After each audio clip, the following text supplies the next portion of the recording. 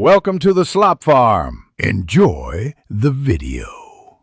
You start by opening Registry Editor as administrator. This gives you the rights to read the system keys. Once in, immediately export the current version branch. This is a safety copy if anything goes wrong. Next, navigate to HKey Local Machine, right arrow Software, right arrow Microsoft, right arrow Windows, NT right arrow Current Version to locate the values you need.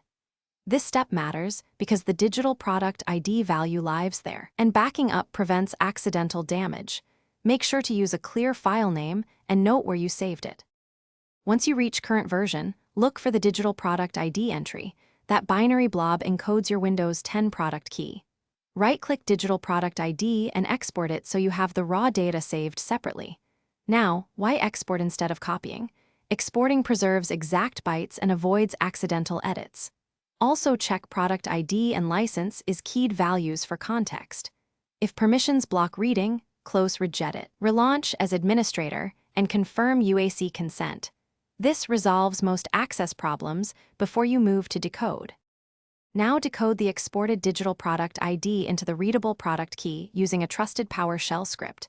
This converts the binary bytes into the familiar 5-block key. Once done, record the key securely and re-import your reg backup only if you changed anything. Normally you won't.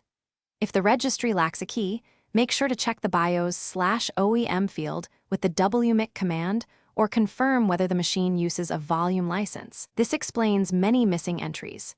If decoding fails, double-check the exported file and run PowerShell as administrator. Thanks for watching. Consider subscribing if we helped you today.